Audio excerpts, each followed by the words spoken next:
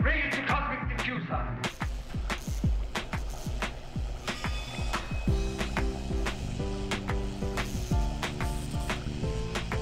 She's alive! Alive! Please give a warm welcome to the hosts of The Bride of... Alternate Ending. Hello, ghouls and goblins, and welcome back to Bride of Alternate Ending. I am your ghost, Brennan, and I'm getting over a cold, so I can't do a big voice, but we are talking about Bloody Birthday, so maybe I'll creakily sing the birthday song now that it's in public domain again. It is. It is legal as hell for us to sing that song. Yes, okay. Happy birthday. No, it's so boring. I can do it in German. Zum Geburtstag viel Glück. Anyway, this is my co-ghost, Tim Brayton. How are you doing today, Tim? I'm so excited that we're celebrating your birthday by talking about this movie.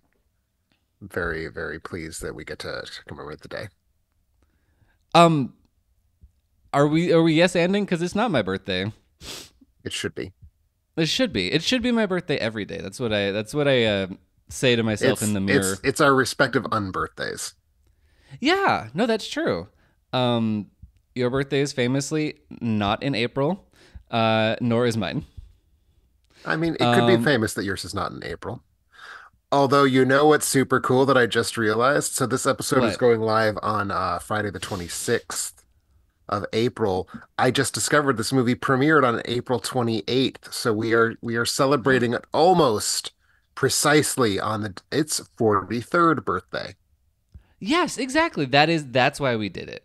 And also, it is the second episode of Killer Kids Month. We hit you with the good son, with the faux classiness of that Macaulay Culkin thriller, and now we're going back to something that has no aims at classiness whatsoever, no pretensions of grandeur. It is, as we've said, 1981's Bloody Birthday. It's been a while since we've talked about a proper... Well, this would I call this a proper slasher movie? No, but like one of this delicious vintage. A 1981 movie about people getting killed in a hurry. Like this is a comfort zone for both of us, and I think because it's a comfort zone for both of us, we sort of consciously don't live here for the podcast. But we like to push ourselves. It's nice to retrench to our core competencies every now and then. It really is. And Bloody Birthday is one of the first slashers I ever saw. Right when I first started getting into slasher movies, I was really starting with the themed ones. Mm-hmm. And so I had a birthday party where we watched Bloody Birthday and Happy Birthday to Me. And one of those went over much better. I'm curious which one won. I assume then the other one is the one that went over better. Yes. Yeah, Happy Birthday to Me. Okay. What? That movie's wild. It is quite wild. I think it's the better film, but I can see this movie going over well with the right crowd. This Bloody Birthday that we've just sat through. Oh, very much. We'll get there. I don't know that I had gathered the right crowd. Because it was just all of my high school friends who didn't really care about horror movies that much, and I was just like, watch this shit. But anyway, I've learned to curate to my audiences a little better since I was 17 or whatever. But anyway, Bloody Birthday, directed by Ed Hunt. I'm sure you've heard of him. He's, all of his Oscars, all of his trophy shelf is it's about to crack from the weight. I do wish to point out, I looked up Mr. Hunt's career, and amongst the many things he's directed, not two things before this very movie, he directed an episode of the television series Greatest Heroes of the Bible. He directed the episode on Daniel and Nebuchadnezzar, and I found that so exciting that I had to mention it in the context of the fact that he also directed this movie about children who killed people. I mean, it's kind of a David and Goliath story, right? Sure. Also, the first movie he ever made was 1969's The Freudian Thing. So one can only imagine. I'm sure it's disappointing. But yes, this is a 1981 delectable vintage quasi-slasher. I feel like so you said April 81. This still kind of smacks of the kind of 1980. We don't quite know what this is yet. So I think it maybe got a bit delayed.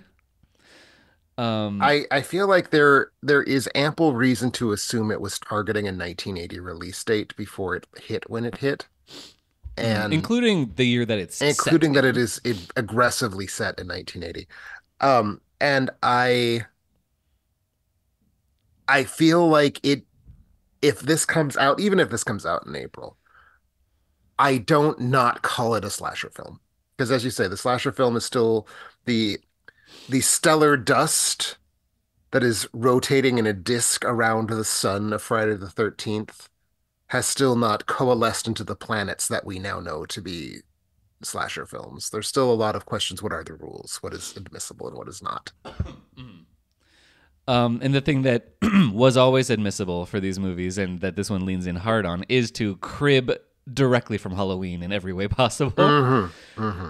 Mm-hmm. So that it does have that spirit, even though it's just a little diffuse in the way that the slashing happens. It is, The slashing happens in a diffuse way. There's too much not slashing yeah, a in lot general. of And gunplay. we'll get there. In Bloody Gunplay, Birthday. strangling, bludgeoning.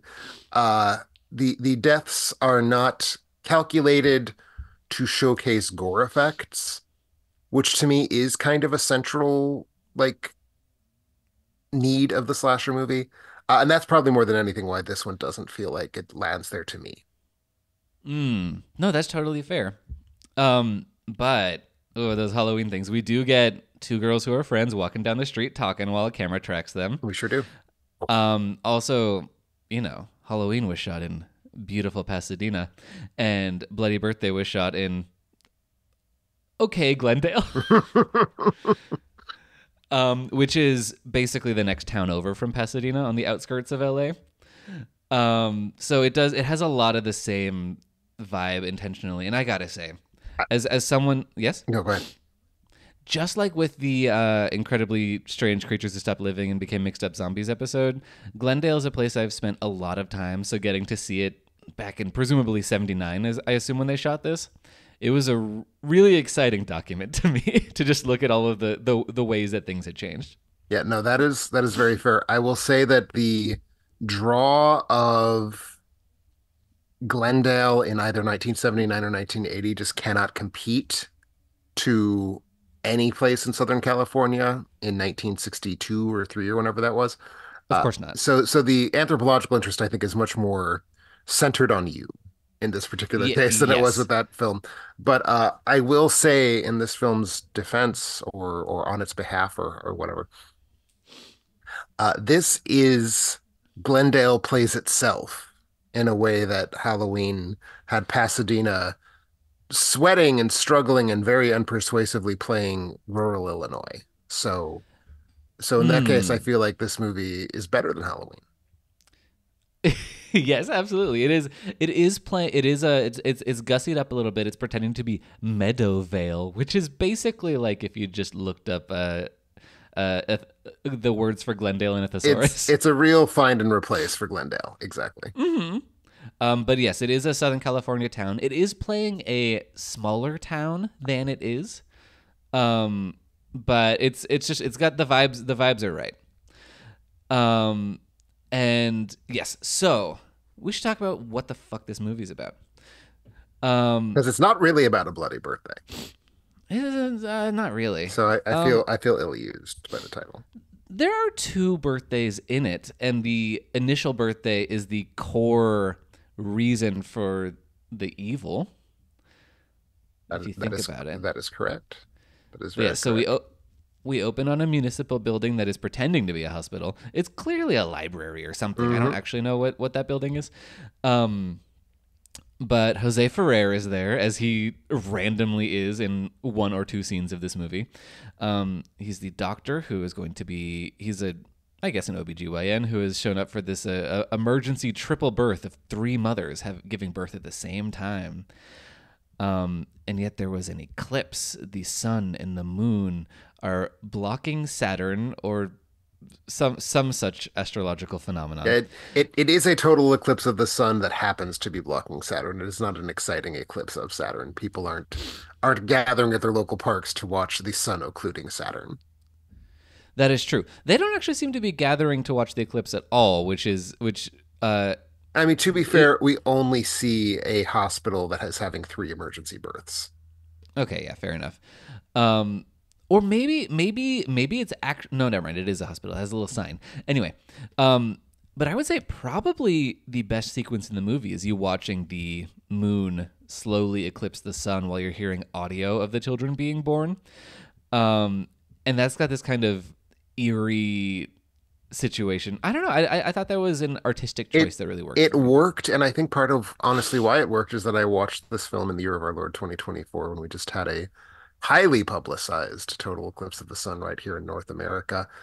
And I was very delighted to find out, fact checking, there was a total eclipse visible from North America in 1970 when these births are happening. It was not visible as a total eclipse from Southern California, and it was in March, not in June. But I think they didn't completely fuck that up, and I admire that. Yeah, it's kind of yeah. It seems like it must have been intentional in some way. Like how the Northridge earthquake was built into Wes Craven's New Nightmare. They're just fitting it in. Yeah. Obviously they didn't have to scramble. It was something that had happened 10 years before. But that is interesting. I didn't know that. Did you watch the eclipse when it happened I just now? did. It was my father's birthday, so my family went down to Sullivan County, Indiana to watch the eclipse. It was a very remarkable experience. Oh, that sounds lovely. Um, I have an extreme photosensitivity, so looking at an eclipse is the last thing I ever want to do. But also, we didn't have a good view of it here anyway, so I just kind of was inside.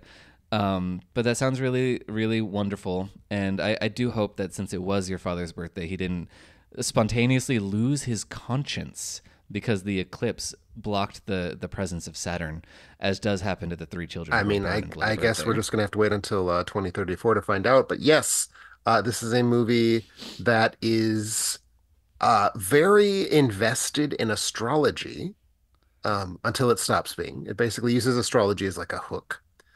Mm. And it's one of those things where like I'm always kind of curious what the cultural status of astrology is at any given point. I feel it was well established by 1980, Yeah, but I mean, we get is it what Pam and the Texas Chainsaw Massacre like 6 years before this, 7 years that's before right, this? That's yeah. very astrological. But it also to me feels like the film needs to explain itself. It feels like it can't just say astrology did it. It feels like it has to like really establish the hell out of astrology. Mm. Or at least that. I mean, it has to imbue its final girl with astrology powers. It has to establish that she knows what she's talking about. She's an authority on the subject. Yes. In fact, the first thing we learn about her before we even know what her face looks like, we know she is reading a book on astrology. Yeah, and everything else we learn about her is incredibly confusing. So that's the one thing that really Hmm. sticks. But yes, let's talk about her. After the birth, we cut to 10 years later. We meet our final girl. I mean, obviously that's who it is. No, it's not even a spoiler. But what the hell's her name? It's not Deirdre. Is it like Julie or It's I have it. Hold Joyce. on. Joyce. Yes, Joyce. She's played by Deirdre. Lori Where'd you get Lathine. Deirdre from? I have no idea. She's played by Lori Lathine or Lori Lethin. I'm not sure. She is a minor star in the Scream Queen firmament. She was in The Silent Scream, Return to Horror High, and The Prey, of which, if you haven't seen any of them, it's probably fine, but I do like Return to Horror High. I haven't seen any of them, and The Prey has sort of been on my list. I hear you telling me to not worry about bumping it up that list. No, not so much. It's got some solid gnarly kills, but it's a pretty boring movie other than that. I will be honest and say that my first exposure, which was this movie, to Miss Lethin slash Lethine's acting skills did not encourage me to bump the film up the list. No, certainly not. But yes, she is primarily a final girl in these kind of like B level slashers, or let's say if the slasher is a B level genre, this is like a D level slasher maybe. Gotcha. Um, but yes, anyway, so we got her. She's got a little brother who is like kind of a suspect for the murders at first, but they don't really commit to that very hard. Well, they don't have room to, but basically the first thing that happens is we see two teenagers at Lover's Lane get killed. Again, they are strangled. They're not slashed, they are strangled. One of them. Well, first one of them smacked in the face with a shovel, in one of the more intense moments. That's true. That is very true.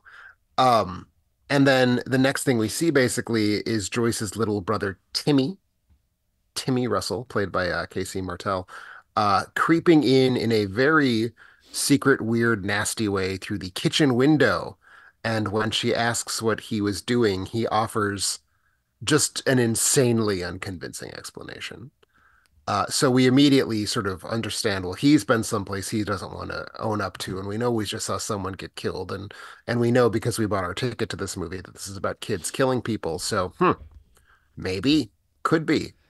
Perhaps. But as you say, frankly, the movie tips its hand very, very quickly as to who the killers are, so we don't really have a lot of room to assume it's Timmy.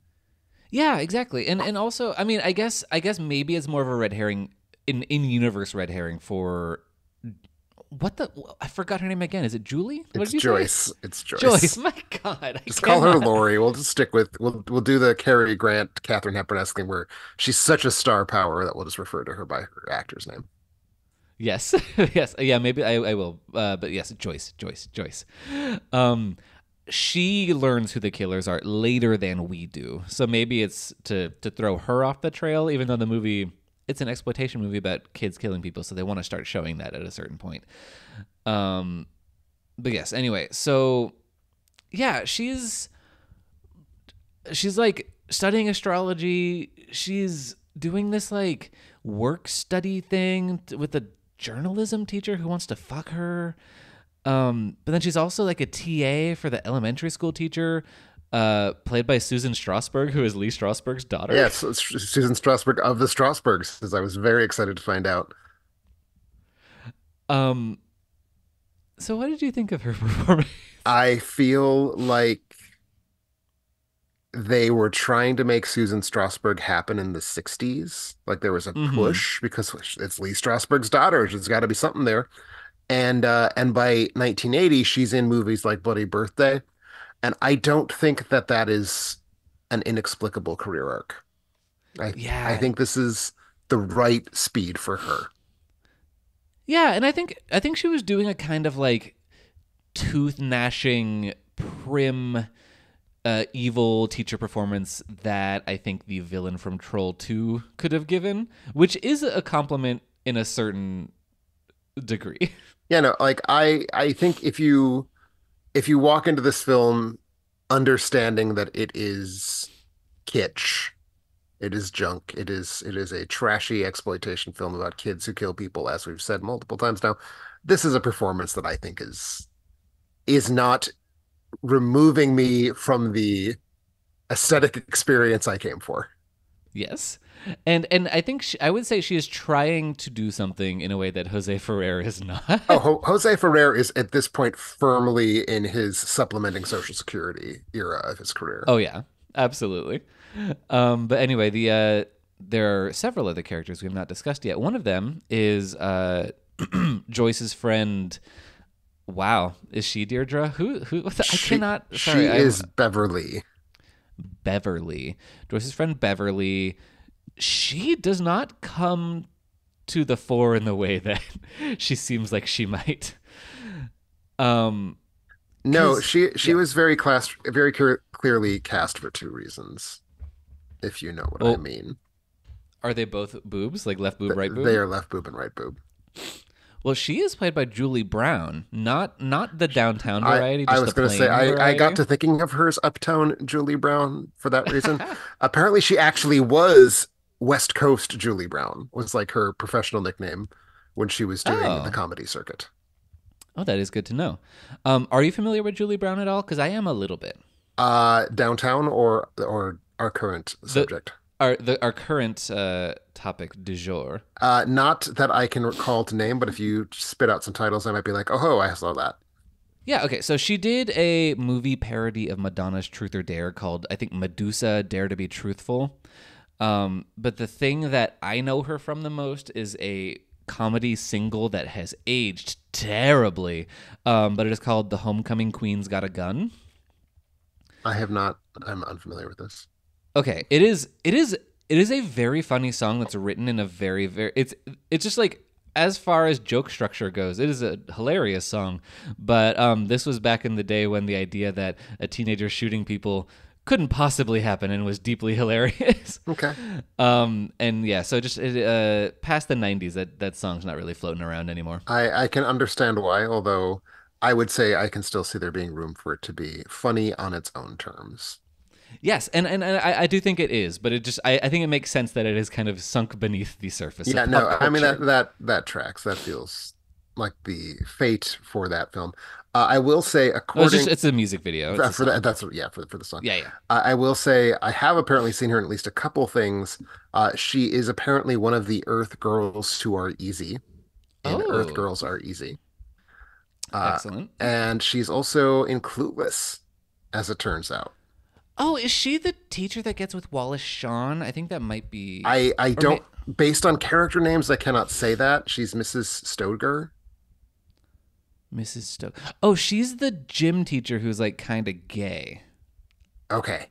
I'll believe you. Yeah, she like, yeah. Okay, got it. Yeah, the one where Cher's like trying to get out of gym class and she's like, "Girls, you got to do this tennis or whatever." Oh, she was also the voice of the sexy mink on Animaniacs. Oh, well, what do you know? She had more of a career than I She really thought she did. she she kept going on. She keeps going on. She acts with us still. Thank you, Julie Brown. Thank you for your service. But anyway, yeah, she just kind of like she's the quote unquote like slut character, but she just kind of like takes off her clothes and dances around in the mirror and then kisses a boy once and doesn't really hang out with Joyce at all. No, it is very difficult to understand why, like, what the nature of their relationship, what the nature of her relationship to anyone is really, because it seems like she exists solely in this narrative universe so that her sister can pimp her out.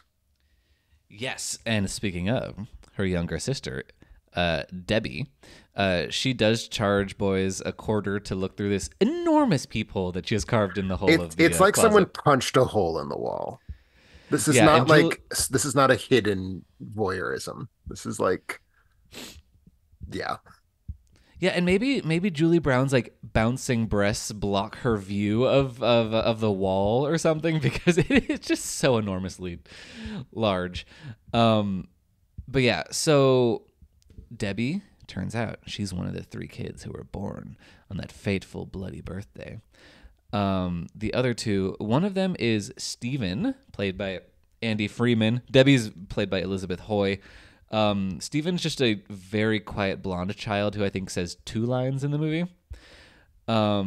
And then the other child is Curtis Taylor, played by Billy Jane, who's the only one of the kids who actually went on to do other things, Which like is substantially. which is interesting to me because I would have said he felt like he was doing the closest to like kid acting in this movie Oh, to me. oh, for sure. Curtis is the weakest of the trio, and they lean on him real hard. I think it's because you've got a little kid who's willing to like contort his face into all of these like mean looking snarls, and so you're like, well, let's just do that. It saves Yeah, us from having to be creative in other ways. maybe he had the most lenient stage parent. Well, I mean, it would if he's the only one who went on to have a career, it stands to reason that his stage parent was the most serious about it. Well, I mean, lenient as in like willing to let him do anything on screen. Well, that's what I'm saying. Oh, Like, okay, got it.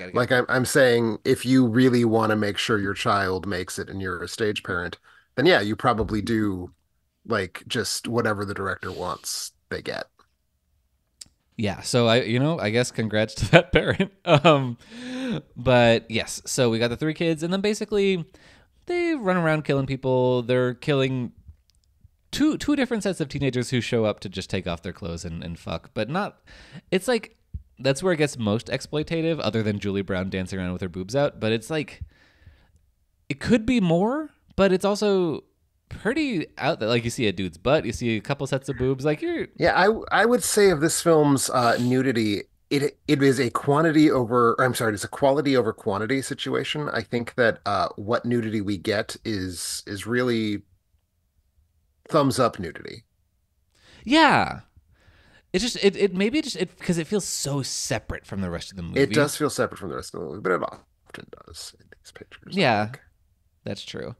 And I gotta say, we didn't mention that the couple that get killed in the beginning, they are fucking in an open grave, which is, I mean, honestly, I believe it. Teenagers will fuck anywhere, but it is It a is very also cool. very much made clear later on in dialogue that this is like the makeout point. You go to the graveyard and you screw. Yeah, you, you do what you got to do. Because that is the only time we ever see Beverly and Joyce talking. Beverly is very concerned about the recent spate of murders at the cemetery because that's where she goes to fuck her new boyfriend. Hmm. Who again? That boyfriend does not become a character. He doesn't even die. Does he We even see show him up? We do once. see him. Okay. We see her making out with him through the peephole as Debbie is watching them. Right. But then he just kind of leaves and never comes back. Joyce similarly has a ghost boyfriend who is out of town doing college, and then he shows up for 1.5 scenes and he vanishes again too. Mhm.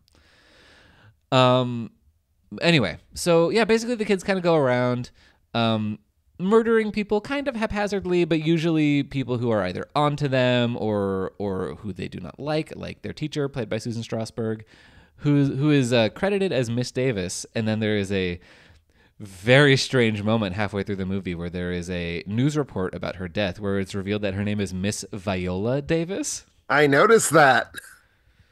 It is this incredibly weird accident name doppelganger thing that is very It's, funny. I prefer to believe that the actor we know as Viola Davis changed her name, that is her stage name in honor of how moved she was by this film and that performance. I mean, we can only assume. Uh, I think we don't need to assume. I think the public records would disprove my theory. well, maybe she was a disciple of Strasbourg. Could be. I mean, the Strasberg name carries weight even now. It sure does. The Susan Strasberg name. Yeah, okay. So Viola Davis was born before this movie came out and had that name. Seems very suspicious, though. I think someone's changing the records. Um, but yes, so they do kill Viola Davis, ruining acting for decades to come. The first time we see them kill someone that is confirming to us that it is these kids doing the murders, they actually killed Debbie's dad, who is a sheriff. Also, Sheriff Brody, which is not an That is accident. not an accident. That is lazy bullshit, is what that is. Hmm. But yes, it's unclear to me at least whether they kill him because they're worried he's getting too close to the truth, because he doesn't seem to be, or if it's just that she hates her dad. A little from column A, a little from column B, Probably, I think. probably. That's probably what I would say is the second best murder sequence, which is that because he's been looking for earlier we see him talking to the classroom of kids because the people in the open grave were strangled with a jump rope. Ooh. So he's basically asking, like, has anyone seen a jump rope or lost a jump rope that looks like this? Or, he has the handle, he doesn't have the rest of the rope. But then his daughter calls him out to the back and says, "Hey, I want to show you something." And she shows him the jump rope, like basically saying, "Hey, man, it was me." And then he gets conked in the head with a baseball bat. That's a pretty good sequence. So the way I read it, and that's basically what happens, but I just want to make sure I read it correctly. She set up a trap for him to home alone his way down concrete Yes. steps, and he fails to do so, and it is only then that she shows him the jump rope, and then the other two murder him while Yes. she So points yeah, and laughs. that's another layer I didn't mention. But yeah, I think it's a pretty solid kind of building tension sequence. I think so. Um, it at the time I was watching it, I was a little bit disappointed that they revealed so very quickly that these particular kids are in fact the murderers. But Hmm. I think in retrospect they had to do that because this is a movie about watching kids kill people, and it is not a murder mystery. Yeah, It is trash. So yeah. The fact that they even kind of take the shape of who done it in even one or two scenes it just doesn't really make that much sense. But the fact that they did set it up before revealing the killer, you're just like, oh, okay, well, it just kind of blew your wad. Okay. which then does, I mean, it leaves that scene with Timmy crawling through the window, which happens before that murder, feeling a little bit like a lost appendix, like it's just kind of there, not really doing any functional work for the movie, but it happened. Yeah, there's a lot of vestigial stuff in this movie, and like all of Julie Brown's character. There's characters that just kind of are on the periphery that kind of just don't matter, in ways that they should. Like the teacher who wants to fuck her, who's mentioned once and then shows up in one scene, and just it doesn't happen. He's not? Well, Timmy ends up mattering because he's the only other person who knows it's them. No, that's true. Sorry, Timmy matters, but that plot point doesn't matter. No, that Like, plot there's point doesn't matter. No, characters and plot points that are just kind of presented, and they're like, oh, you want some of this, and then they're just like, never mind. it matters sort of in that there needs to be a reason Joyce doesn't believe him, and that's the one they came up with, which seems kind of excessive to me. Yeah. And it turns out, so he was, he's just covering up for that. He was going to pay a quarter to go look at Julie Brown dancing around naked. And yeah, so basically it's Timmy and Julie getting closer and closer to the truth. I mean, Timmy knows a lot sooner than Julie does, and he's kind of trying to convince her a little bit. Not really. And are we going to stop these kids? Will any adults believe Julie once she understands what's going on? That's kind of just the thrust of there's what's going on. There is what I thought was a very clever scene where for the 10th birthday of the three Eclipse children, which seems to be presented as the major social event of this town this season. Absolutely. Very, very wild to me. Like, so the mother of one of the children has just lost her husband and is very distraught over this. And the party goes on without anyone even seeming to imply it shouldn't, as though the town needs this. Like, as though the town will not function if we don't have this birthday party. And by this point, Joyce is starting to figure out that the kids might be up to no good, and so to move suspicion away from themselves and onto her, the kids stage what appears to be a mass poisoning event, where they make her think they put ant poison in the cake. So when she makes a big screaming deal about don't eat the cake, she looks like a mad person. And I thought that was cleverly done because we don't know that the ant poison has not gone on the cake. We are with her in this moment. We are with her. I found this really peculiarly edited though, and I don't know that the tension was built properly for me in that sequence, and the fact that there's like 3 cakes, because I guess the whole town's here, but they keep like swapping out the cakes and handing out more, and I don't know, there's just something kind of off to me about that scene in terms of just like understanding the flow and what the stakes are. So I will say, to me, this scene played better than I think it deserved to, because I assumed from the title and from the fact that I thought we were further along in the running time than we were. Like the scene starts at about the 53-minute mark, and I was like, oh, surely it's been at least an hour and a quarter. So no. Yeah, this movie's a long 85 minutes. I thought this was going to be the climax. Was the birthday party. So it's like, aha, that it would make sense for the climax to involve a mass poisoning. So I think I was willing to meet the film more than halfway in a way it did not actually even want me to meet it. But, that's on me. No, I think that's fair. And honestly, I just kind of wish there was a mass poisoning, because that would have been cool. It would have been cool. One of the main issues, I've already sort of hinted around this, one of my biggest problems with this film, just an overall, I can't say a low kill count. There are 8 bodies in this movie, and that's a pretty good number for 1981. But not enough distressing deaths to me. No, and again, too much gunplay. Like Miss Viola Davis needed a good, solid death because she's the mean character, and they just shoot her.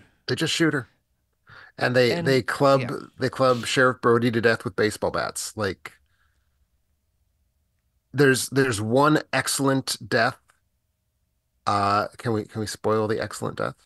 Yeah, let's do it. They use the peephole that has been established over and over again for the purpose of, this is an exploitation film, so look at some titties. They shoot an arrow through the peephole into Beverly's eye. And yes, I think a very satisfying moment. It is a very satisfying moment. It's not the most well staged, because you see her holding the arrow up to her eye too soon. But it is a fun fun in It concept, even if it's like a middling that's the thing. execution. It's good in concept. The execution's not there. But I mean, they clearly didn't have a very substantial blood budget for this film because that's No. also like the bloodiest death, and there's still not a ton of it. Like we never even see like the arrow protruding from her eye socket as we surely would have done if this was a Friday the 13th. Um, Yeah. but No. I would say in general, not enough deaths, and in particular, no child dies in this movie. Yeah, they don't kill a child. They don't become killed themselves. Yeah, And it's and kind they of a bummer. they make you think that they're going to kill Timmy because he's locked in a refrigerator, but he just kind of punches his way out. Yeah, I think it's meant to be like a MacGyver kind of scene, but yeah, he just kind of hulks out. Like he seems to use a screwdriver to do something Like we dumb. see him like get a flashlight going, and then dot dot dot he's free. Yeah. Again, the editing is not the friend of this movie. No, the editing is conspicuously bad. Um, I think after, because I pointed out a couple pretty solid tension sequences, but I think those peter out real hard after the end of Act One. Um, there is one thing later on where they're trying to kill Timmy again, and they're strangling him with a garden hose. Hmm. And his sister is around the corner of the house, and she sees the sprinkler like twitching and moving as they're trying to kill this kid, and I thought that was pretty good. That was pretty good. But yeah, beyond that, yeah, the deaths are, they're just not quite there. I Uh, think some of the bludgeoning deaths are visceral in a fun way, but too much gunplay. You can't have guns in a Too much slasher. gunplay. And again, I feel like this movie was designed to cash in, but I think from a historical point, I don't know if we can call this a slasher film. I truly don't. I don't know, because I mean, if we're talking in terms of how the deaths are performed, I can see what you're saying, but I think it's got a pretty clear like set of meat characters. It's got a clear set of killers, and the killers are picking off the meat characters, and we're cribbing a lot from Halloween, and I think there's enough here that I would I would push with it towards great that. comfortable call it slasher adjacent. I Okay. would be very happy calling it slasher adjacent. I feel like it is most certainly not a central example of the slasher film. No, no, it's really not. And I think that explains why it's maybe not the best, even though it came out in 81, which is a banner year for the genre. Agreed. Um but yes, okay. So wow, we kind of went all over the place. We need to talk about the Well, kids. we did much like Bloody Birthday, go all over the place. Which of the kids do you think gave the strongest performance? Because we agreed that Curtis was not it. I would probably have to go with Andy Freeman. Ooh, okay. Just in that, I mean, as you say, he doesn't say much, but he does have a kind of a looming, like mildly off-putting presence. Yeah, he's that creepy Village of the Damned He's got a vibe. Village of the Damned vibe.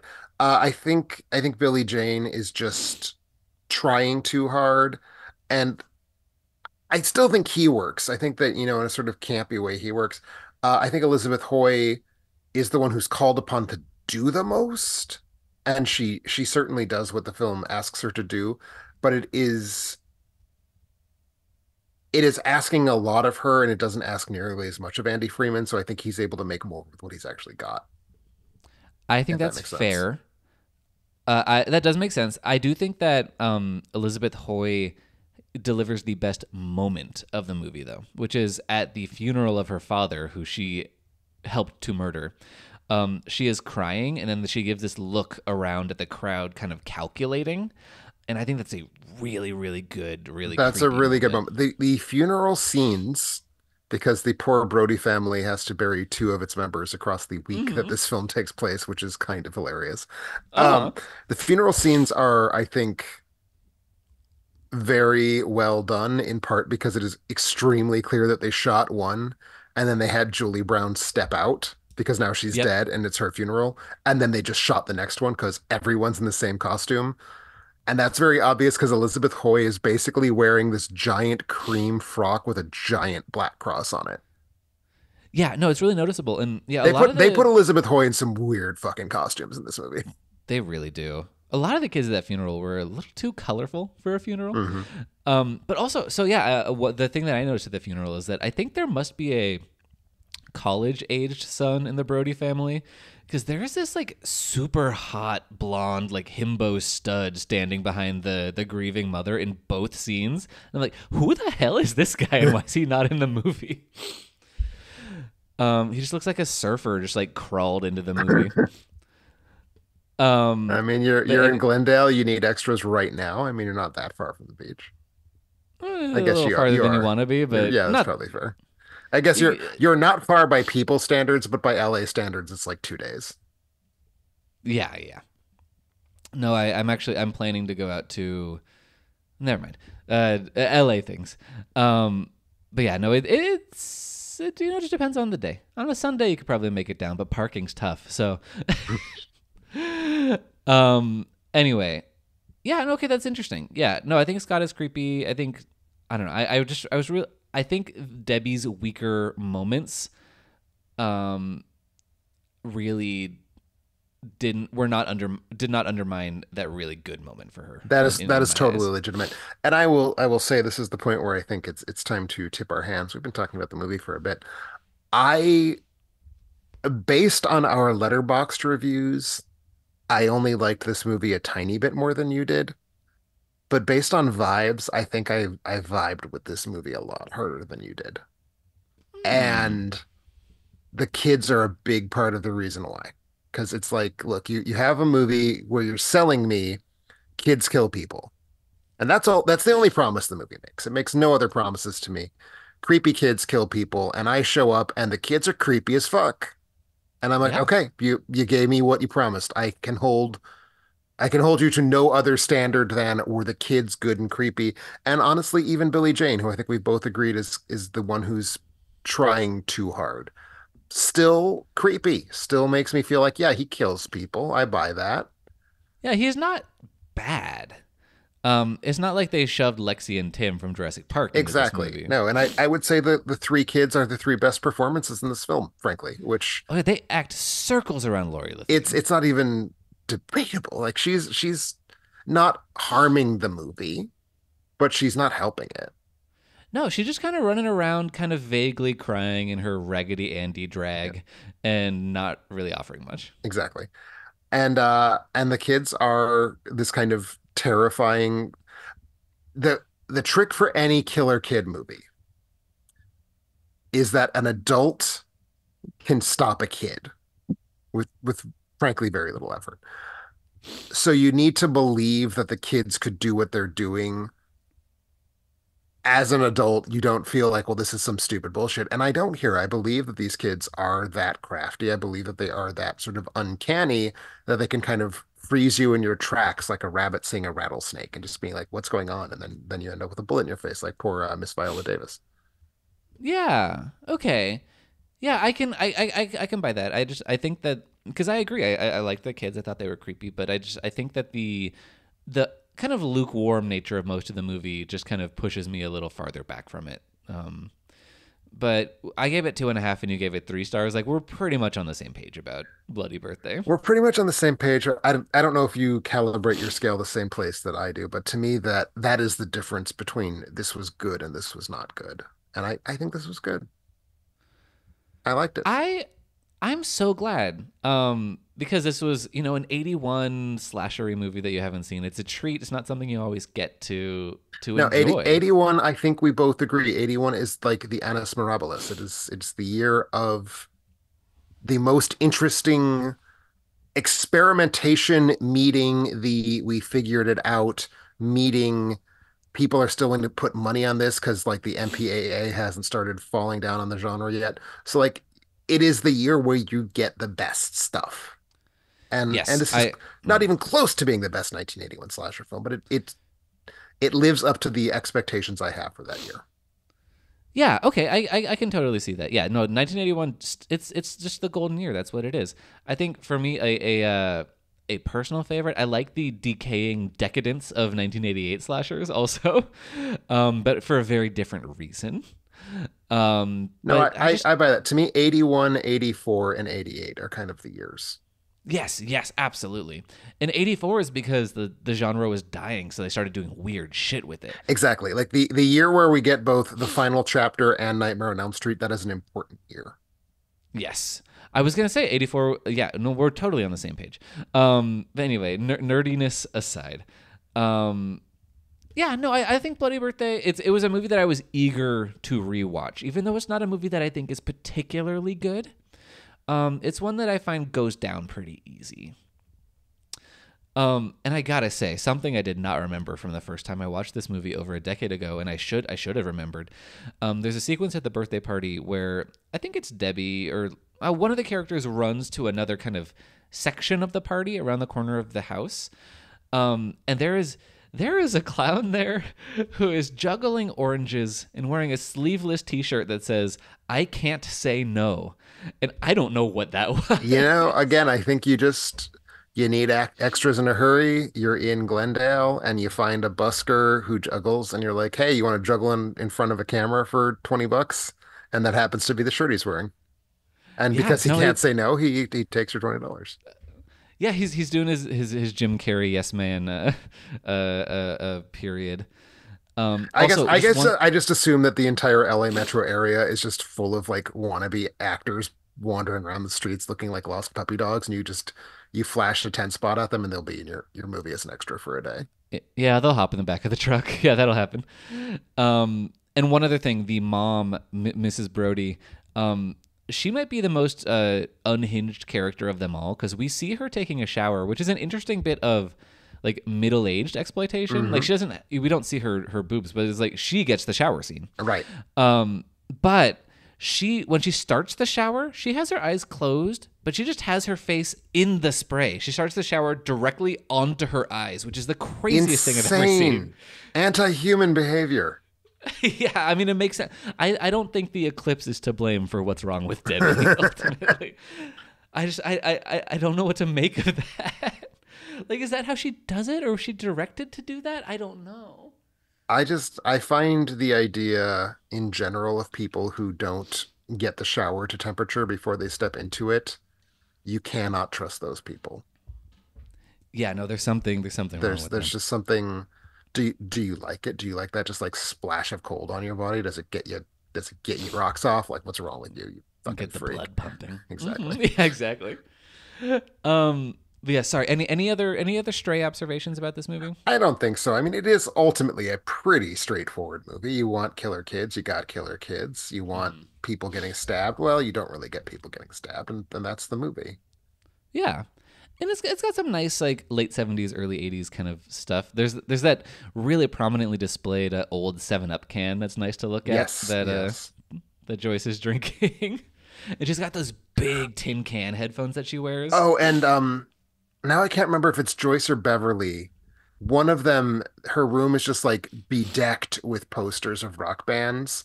Oh yeah, that's Beverly. It's like the most set designed collection of posters because they're all like hung up precisely in these like geometric rows, and they don't really seem to add up to any sort of coherent set of tastes, but they're real prominent. Oh yeah, one of them is Blondie. I don't remember the others, but yeah, no, that's a good time. I want to say there's a Pink Floyd in there, but like not one of the Pink Floyds that's yeah. like not like A-list Pink Floyd.